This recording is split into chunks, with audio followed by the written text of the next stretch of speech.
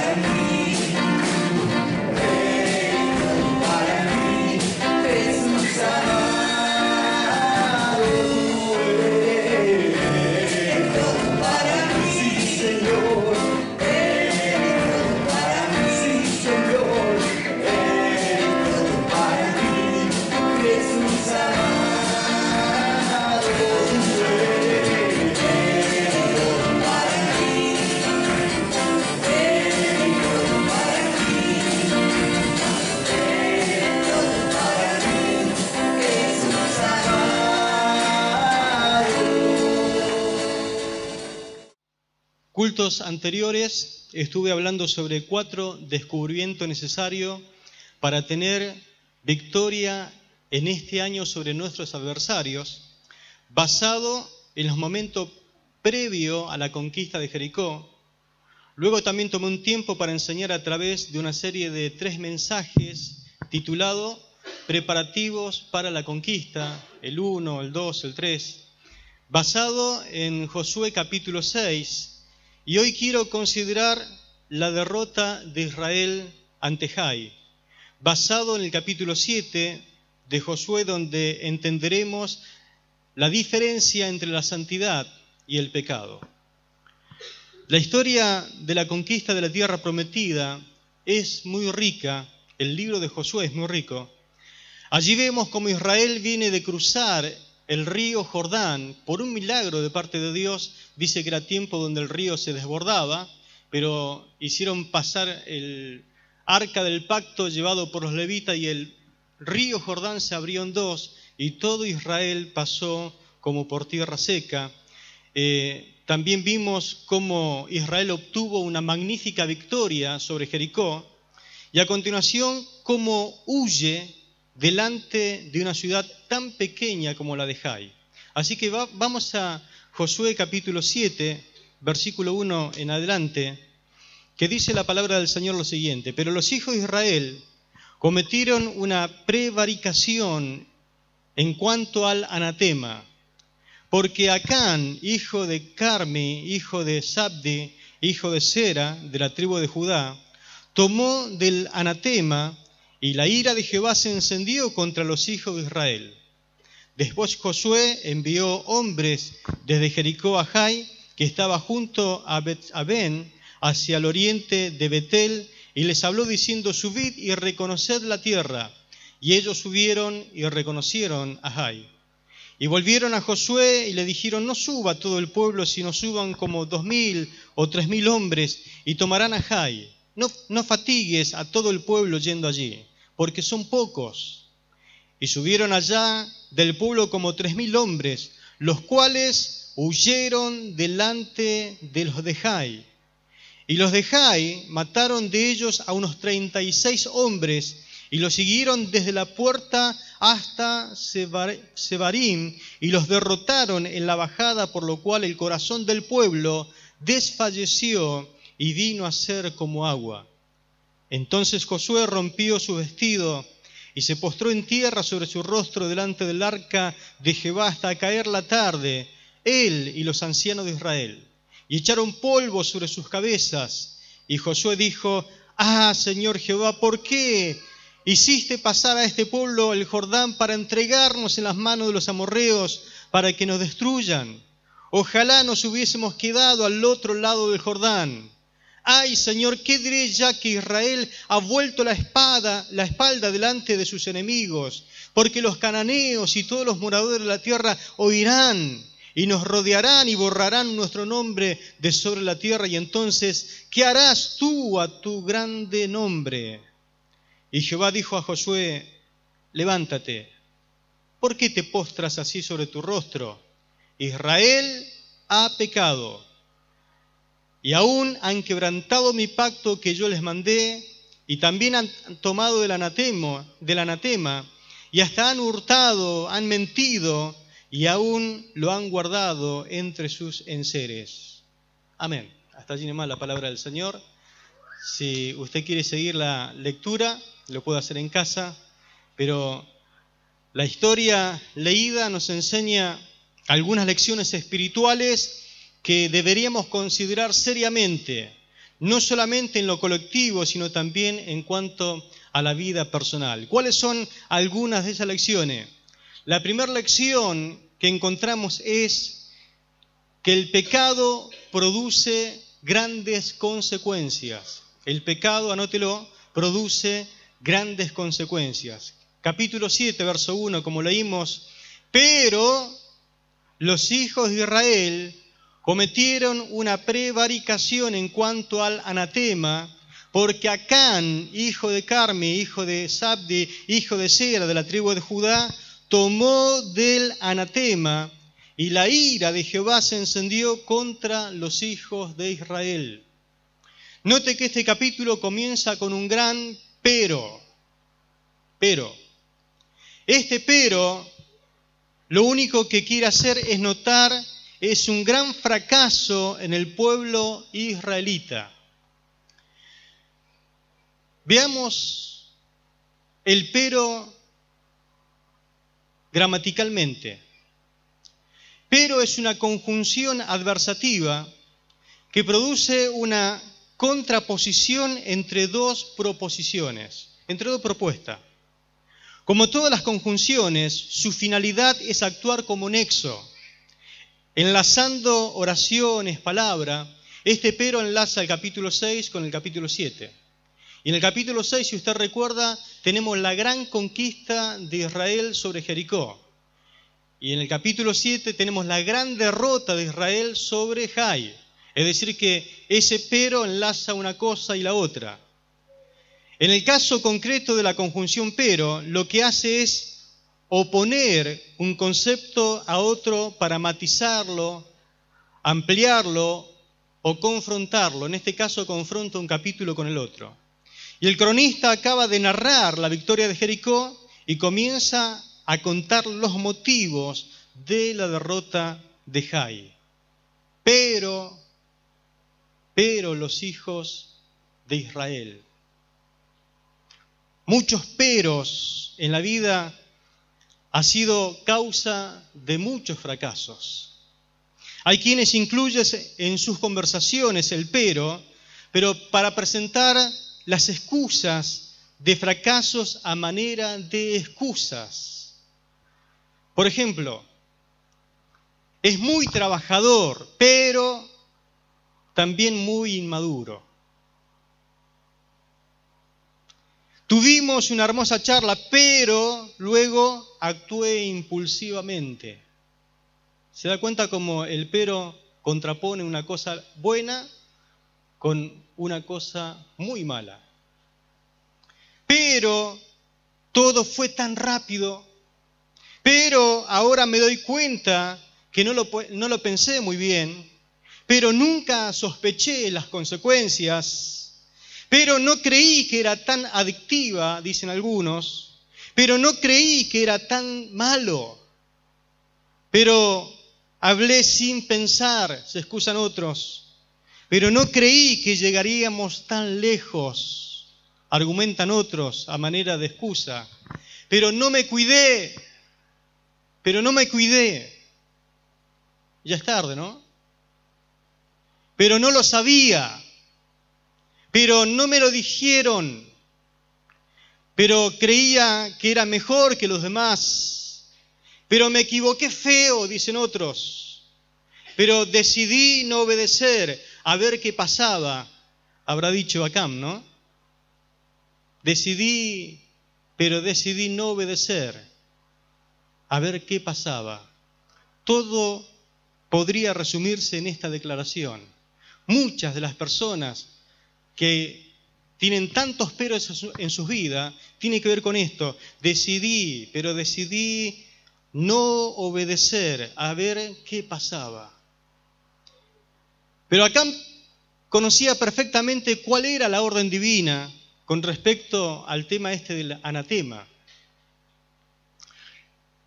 Dice el capítulo 6, versos 18 y 19, que todo lo que era oro, todo lo que era hierro, todo lo que era plata y bronce, hablando de utensilios y cosas de valor, dice el texto que tenía que ir a parar al tesoro de Jehová, y absolutamente todo lo demás, porque en la Biblia sí hay absolutos, absolutamente todo lo demás debía de ser quemado a fuego. Acán sabía esto. A todas la gente de Israel se le transmitió cuál era la voluntad de Dios con relación a Jericó.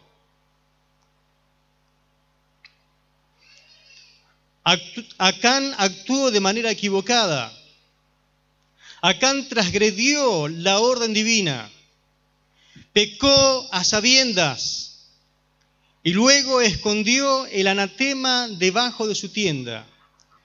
Dice el texto No se queden con ninguna cosa que esté destinada a ser destruida, pues de lo contrario ustedes mismos serán destruidos por completo y traerán desgracia al campamento de Israel. Estas fueron las palabras que Acán escuchó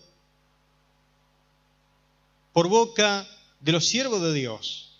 Todo lo que sea hecho de plata, de oro, de bronce o de hierro, pertenece al Señor.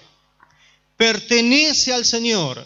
Y por eso es sagrado, así que colóquenlo en el tesoro del Señor. Vieron que algunos dicen que si no probás, al final no sabés de qué se trata, ¿no? Pero a veces es mejor no probar. A veces es mejor obedecer inmediatamente a la voluntad de Dios. La verdad que eso de probar o no probar, eso es una mentira del diablo. Una vez que probaste la desobediencia, una vez que probaste no hacer la voluntad de Dios, muchas veces no hay retorno. Yo prefiero obedecer, porque sé que obedeciendo siempre estará la bendición del Señor. Acán hizo responsable a toda una nación de su pecado. La puso bajo maldición. Su acción equivocada afectó a todo el pueblo, afectó a su tribu, afectó a toda su familia, afectó a su casa, afectó a los varones de sus casas, a él, y afectó a todo lo suyo, todo lo que le pertenecía a él y su familia, lo afectó completamente. El pecado afecta a todo. Una sola persona puede hacer mucho daño, en el caso de Acán y en el caso de cualquier persona, puede hacer mucho daño a la obra de Dios. Puede hacer mucho daño a una congregación, puede hacer mucho daño a toda una asociación, puede hacer daño inclusive a una federación, puede hacer daño inclusive a toda una nación. Por una sola persona en ocasiones puede hasta detenerse la expansión del crecimiento de la iglesia, de la obra de Dios, y quedar expuestos en vergonzosa derrota. Hay un dicho que dice por ahí, y que es muy cierto: por un clavo se perdió una herradura, por una herradura se perdió un caballo, por un caballo se perdió un jinete, por un jinete se perdió una batalla, y por una batalla se perdió la guerra. Y usted dice, pero solamente fue un hombre, Acán. Pero fíjese, cuando nosotros disminuimos el tema del pecado, no estamos considerándolo a la vista de cómo lo considera Dios. ¿Será que hay algún pero del cual debes arrepentirte ahora todavía que es tiempo? El pecado de Acán entra dentro de la categoría de pecados ocultos. Qué lástima que algunos esconden sus pecados, sus faltas de los demás, queriéndolos enterrar, vaya a saber debajo de qué tienda. A veces la tienda esa se llama hipocresía. Tal vez no entienden de que de Dios no se pueden ocultar jamás. Acán ignoró a Dios. Actuó sin temor de Dios. Y Dios, según lo que entendemos por la Biblia, está en todas partes. Dios lo ve todo. Dios vio cómo escondió todas estas cosas Acán en su tienda. Dios lo sabe todo. Por eso recuerda que no es que solamente uno peca o se daña a sí mismo y no pasa nada. Al ser parte de un cuerpo, todos somos afectados de una o de otra manera. Y así como tu victoria es nuestra victoria, tu derrota también va a ser nuestra derrota. Hay veces que decimos, pero solamente es una parte minúscula del cuerpo. Mira, si te duele la pequeña uña del dedo meñique de tu pie, y usted dice, pero es algo insignificante, te aseguro que llega un momento en que no podés mover todo tu cuerpo. Pero pequeñito, sí, pero sabes cómo duele, ¿no? Y parece que te duele todo el cuerpo. Cuando algún miembro de tu cuerpo anda mal, todo el cuerpo es afectado. ¿Qué tal si se te afecta el hígado? Y ya te duele la cabeza, y ya querés hasta vomitar, ya no te la aguantás, querés estar en la cama, parece que te levanta fiebre. Pero está dentro, nadie lo ve. Sí, pero es parte del cuerpo. Y cuando una parte anda mal, todo el cuerpo anda mal. Cuando usted, mi hermano, anda mal, toda la iglesia, todo el cuerpo de la iglesia también se siente. Cuando usted anda bien, todos participamos de tu victoria. Ahora, este pasaje no solamente nos enseña que el pecado produce grandes consecuencias, sino también que, en segundo lugar, el pecado debe ser exterminado. Los versículos 24 al 26 dice así: Entonces Josué y todo Israel con él tomaron a Acán, hijo de Zera, el dinero, el manto, el lingote de oro, sus hijos, sus hijas, sus bueyes, sus asnos, sus ovejas, su tienda y todo cuanto tenía, y lo llevaron todo al valle de Acor. Y le dijo Josué: ¿por qué nos has turbado? Túrbete Jehová en este día. Y todos los israelitas los apedrearon y los quemaron después de apedrearlo. Y levantaron sobre él un gran montón de piedras que permanece hasta hoy, y Jehová se volvió del ardor de su ira. Y por esto aquel lugar se llama el Valle de Acor hasta hoy.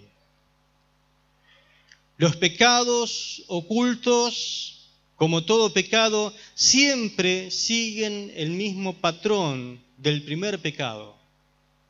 Por ejemplo, cuando Eva pecó, fue porque se sintió atraída por el fruto del árbol prohibido. Ella en ese momento estaba caminando por vista y no por la fe en la palabra de Dios. El capítulo 3 de Génesis traza un paralelo con el capítulo 2 de Primera de Juan, versículo 16. Dice el pasaje de Génesis: y vio la mujer que el árbol, escuche, era bueno para comer, y que era agradable a los ojos, y árbol codiciable para alcanzar la sabiduría. Y tomó de su fruto y comió, y dio también a su marido, el cual comió de así como ella. El de Primera de Juan dice: porque todo lo que hay en el mundo, los deseos de la carne, los deseos de los ojos y la vanagloria de la vida, no proviene del Padre, sino del mundo. Y usted sabe que el mundo está bajo la potestad del diablo, de las tinieblas. Dice en Génesis que ella vio que el árbol era bueno para comer. Vio, observó. Dice: esto es bueno para comer. Ahí es cuando entra a explicar Juan que esos son los deseos de la carne, los malos deseos, un intenso deseo de buscar placer, el querer complacer los malos deseos, dicen otras versiones.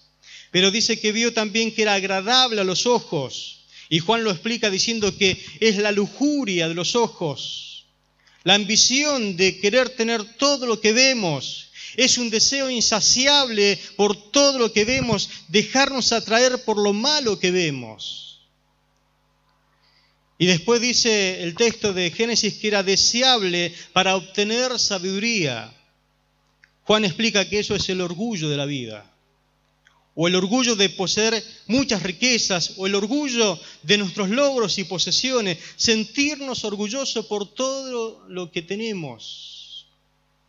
Note el patrón que sigue en el verso 21, explicando a Acán acerca de lo que le pasó. Dice: vi, como Eva vio, vi el botín, un manto babilónico muy bueno, 2 kilos de plata y un lingote de oro de medio kilo de peso, lo cual, escuche, codicié y tomé. El mismo patrón: vio, codició y tomó. Todo ello está escondido bajo tierra en medio de mi tienda y el dinero está debajo de ella. Fue la confesión que terminó haciendo Acán. Pero me llama esta la atención, ¿no?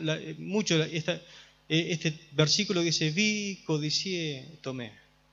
Vi, codicié y tomé.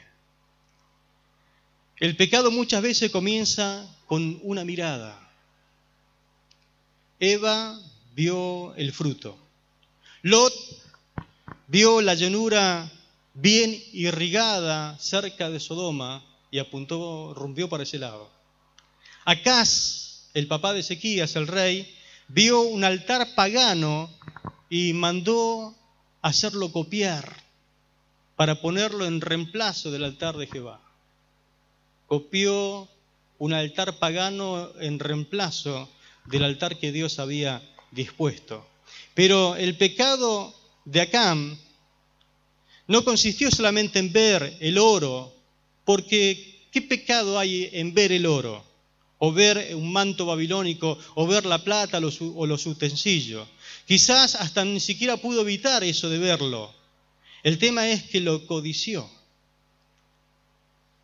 Miró y después codició, después amó esa ganancia prohibida hasta el punto de que el deseo hizo mover su mano para tomarlo. Es decir, vio, codició, tomó. El pecado en Acán, el pecado en Eva, el pecado en cualquier persona, el pecado en tu vida y en mi vida siempre va a seguir el mismo patrón. De ver, de codiciar y después tomar. ¿Hay algo malo en ver? No, no hay nada malo en ver. El tema es el corazón, cuando uno quiere y codicia eso prohibido. Y después llega un momento en que lo ambiciona tanto que extiende la mano y lo toma. Los placeres del pecado siempre atraen más cuando uno se pasa todo el tiempo contemplando eso con deseo. Siempre el diablo se lo va a ingeniar para utilizar tu vista. Por eso muchos quedan atrapados a través del celular, a través de todo lo que usted pueda ver. Y más si está escondida, donde nadie lo ve. Y puede dedicar tiempo, porque nadie lo ve en su trabajo, y usted puede meterle mucho tiempo codiciando y viendo eso. Cristo hoy te llama a velar y orar, para que no entres en tentación. Eres llamado a vigilar tu corazón, a echar fuera todo el tema de la codicia. Hay circunstancias que te podrían conducir a obtener resultados lamentables si no lleva cautivo todo pensamiento a Cristo. Estas son las cosas que motivan a las personas del mundo de hoy, y cuando hasta el mismo pueblo de Dios comienza a pensar como el mundo, comienza tarde o temprano a vivir también como el mundo. Dijo un gran teólogo, John Owen, mata tu pecado o tu pecado te matará a ti. Mata tu pecado o tu pecado te matará a ti. Y yo agrego, terminará arruinando también, no solamente a ti, sino a muchos. Dice Josué capítulo 7, verso 10 al 13, ¿por qué te postras así sobre tu rostro? Le dice Dios a Josué. Israel ha pecado. Josué no lo sabía, los ancianos no lo sabían, pero los ojos de Dios sí lo sabían. Ni estaré más con vosotros, le dijo Dios a Josué, lo sentenció, si no destruís el anatema de en medio de vosotros. Terribles las consecuencias del pecado. No hay que lamentar tanto el tema del fracaso cuando en realidad deberíamos lamentar por nuestros pecados. El Señor no puede usarnos en ocasiones como Él quisiera usarnos debido a pecados ocultos que mantenemos. Si Israel no hubiera fracasado, ellos hubieran persistido en su pecado. Pero Dios hace todo lo posible para sacar de nosotros el pecado, porque el pecado es la ruina del ser humano. Fue la ruina del querubín llamado Lucifer, y es la ruina de toda familia, de todo hombre y toda mujer. Dios no puede tener comunión con el pecado, con la injusticia. El anatema tiene que ser quitado o su presencia será quitada. Nuestros fracasos deberían llevarnos a escudriñar la tienda de nuestro corazón. Dice el Salmo 139, versículos 23 y 24, examíname, oh Dios, y conoce mi corazón, pruébame y conoce mis pensamientos. Y ve si hay en mí camino de perversidad, guíame en el camino, por el camino eterno. Pero hay un tiempo donde usted se tiene que poner delante de la presencia de Dios. Hay veces que no se da cuenta, lo hace a sabiendas o no, pero tiene que decirle en el secreto de Jehová, examíname, oh Dios, pruébame porque no quiero pecar contra ti. Ve si hay en mí algo que no te gusta, algún pecado oculto. Muéstramelo para poder sacarlo, porque amo más tu presencia que el anatema. El pecado debe ser exterminado rápidamente porque muta. Es como un virus. Usted sabe de eso, ¿no? Muta rápidamente, echando a perder totalmente la personalidad. Yo no sé si Acán habrá sido un buen padre, quizás fue un buen soldado utilizado ahí en la toma de Jericó. No nos dice mucho la Biblia acerca de cómo era este hombre llamado Acán, pero me imagino que alguna cualidad buena habrá tenido, pero fue en un momento desobediente, por cuanto hizo todo lo contrario a lo que Dios le ordenó. Usted puede ser una buena persona, pero si es desobediente, entra a ser anatema, maldición. Después mutó en rebelde porque menospreció la autoridad directa de Dios. Después se transformó en codicioso, que es delante de Dios es como ser idólatra, porque el afán por las riquezas lo antepuso a la voluntad de Dios. Después mutó, dice la Biblia, que fue un mentiroso, por la misma razón de ser un cobarde y un encubridor, por cuanto ocultó su pecado hasta que fue descubierto. No es que fue una confesión hecha por arrepentimiento, fue una confesión hecha por descubrimiento. Después se transformó en un homicida, por cuanto murieron 36 personas por culpa de su pecado en el intento de ir a conquistar Jai. Lo que pasa es que ahora Dios no estaba con ellos. Se convirtió en un ladrón, por cuanto se quedó con plata y oro que debían haber entrado a la tesorería o al tesoro de Jehová para ser consagrado. Y por último se convirtió en un anatema, que significa que se transformó en un maldito, es decir, la maldición cayó sobre él y quedó en ese estado al quedarse con las cosas del anatema, es decir, que quedó expuesto a las consecuencias del pecado. La paga del pecado es muerte. Note el descubrimiento, mi hermano. Versículo 18 dice, hizo acercar su casa por los varones y fue tomado. Ese tomado significa que fue señalado o fue indicado divinamente. Acán, hijo de Carmi, hijo de Sabdi, hijo de Sera, de la tribu de Judá. Todo el pueblo estaba allí para ser puesto delante de la presencia de Dios. Y allí me imagino como era en la antigüedad, como Dios utilizaba en aquel tiempo el tema del Urim y Turim, y allí se ve que en algún momento fue indicado, esa es la persona. Directamente, Dios no falla. Fue tomado, dice, fue señalado, fue indicado Acán. Debe saber que tarde o temprano tu pecado te encontrará.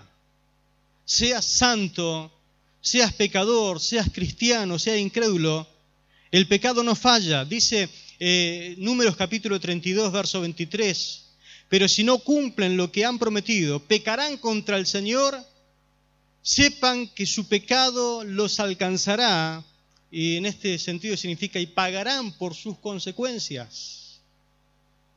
Tarde o temprano, el que oculta su pecado, ese mismo pecado lo alcanzará. Además, el Señor mismo enseñó en Lucas 8:17 que no hay nada escondido que no llegue a descubrirse, y no hay nada en secreto que no llegue a conocerse públicamente. Fue descubierto entre los miles de Israel, porque nada se oculta ante la mirada de Dios, con quien tendrá que vérselas un día el pecador cuando entre en juicio delante de Dios. Un día, ese día solemne que estemos delante del Señor, será descubierto, expuesto, así como fue expuesto Acán, será expuesto el pecador, y con cada cosa escondida saldrá a la luz, porque no hay nada oculto que no haya de ser descubierto. Esto es como una figuración, un tipo de lo que va a ser el juicio del gran trono blanco. Así como fue juzgado Acán, un día todo pecador será juzgado y hallado culpable. Dice la Biblia, Proverbios 28:13, que el que encubre sus pecados no prosperará, mas el que los confiesa y se aparta, es decir, los abandona, alcanzará misericordia. Pero en este caso, él no confesó su pecado. Por tanto, si no confesó su pecado, no alcanzó misericordia. Entonces el fin fue destrucción. Dijo Josué, capítulo 7, verso 25, ¿por qué nos has ocasionado destrucción? El Señor te destruya a ti en este día. Todos los israelitas los apedrearon, y después de apedrearlos, los quemaron a fuego. No hay vía de escape, mi hermano, cuando uno no cuida lo que realmente hay que cuidar. Dice Hebreos capítulo 2, versículo 1 en adelante, por tanto es necesario que con más diligencias atendamos a las cosas que hemos oído, no sea que nos deslicemos. Pues si la palabra dicha por los ángeles fue firme, y toda transgresión y desobediencia recibió justa retribución, ¿cómo escaparemos nosotros si descuidamos una salvación tan grande? ¿Cómo escaparemos? ¿Alguien sabe la respuesta?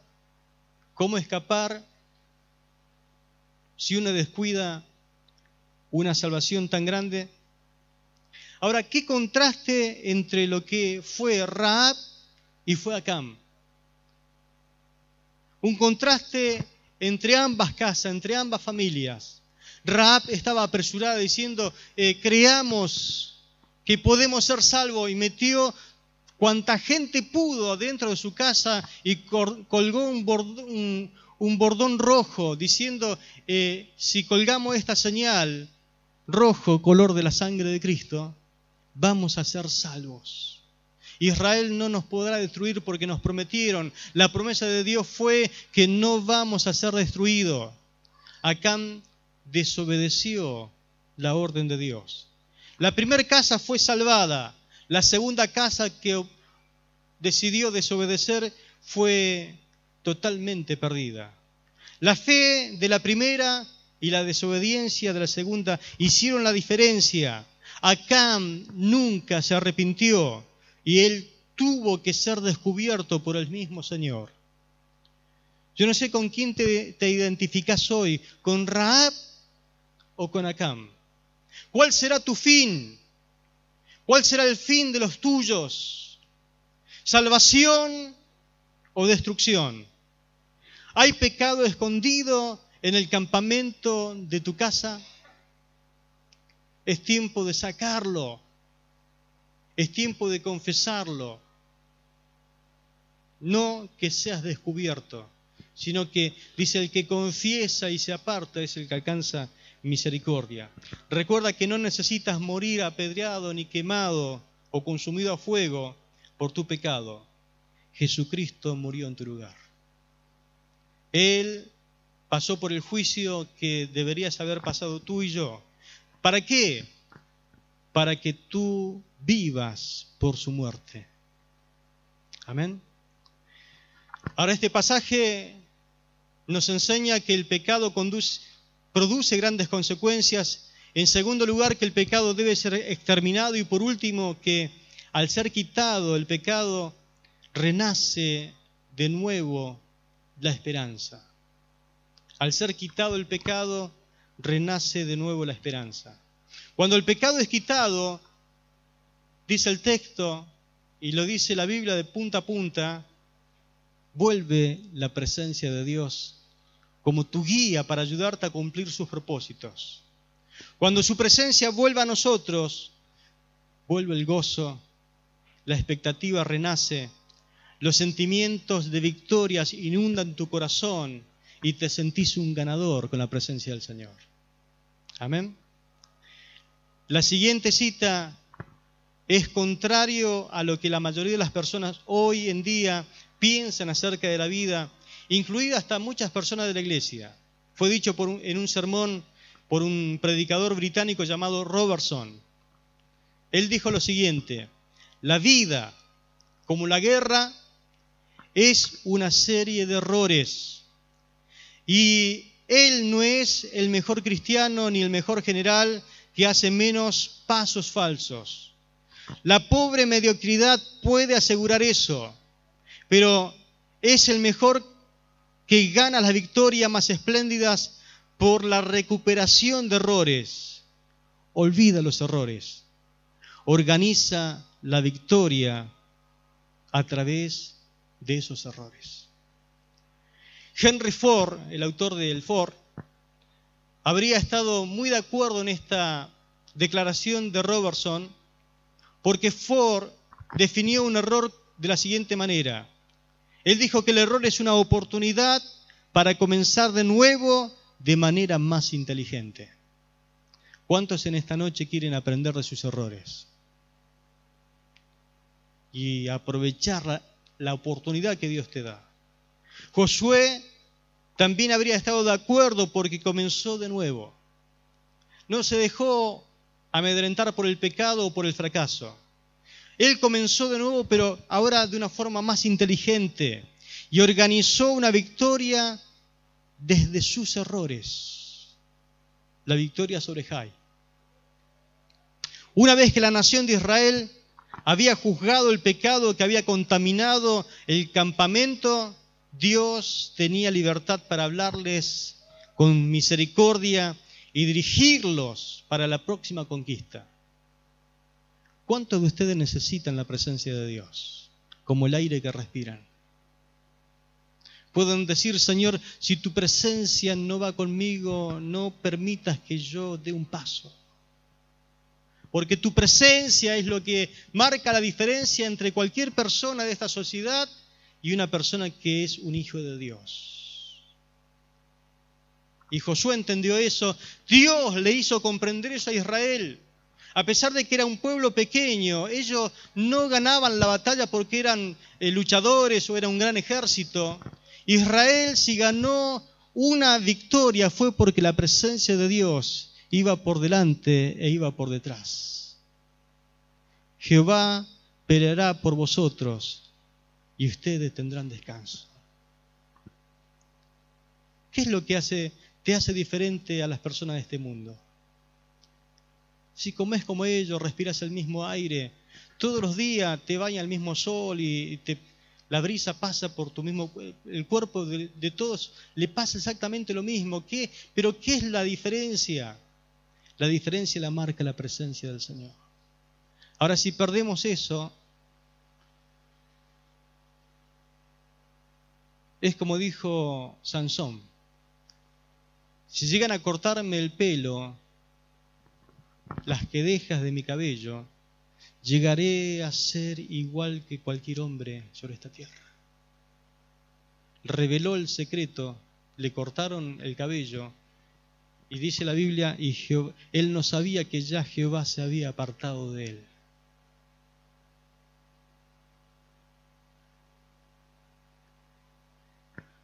Hay personas que permanecen tanto con sus pecados ocultos que no saben que ya Dios se apartó de ellos. Y están destinados para el fracaso. Quedan ciegos, quedan como esclavos del pecado, atados. Y sobre todo como el hazmerreír de muchos.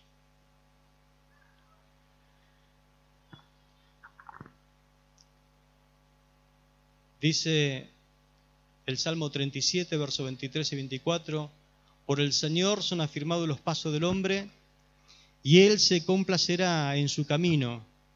Si cae, no quedará postrado, porque el Señor sostiene su mano. Amén. Que tu caída no sea para siempre. Que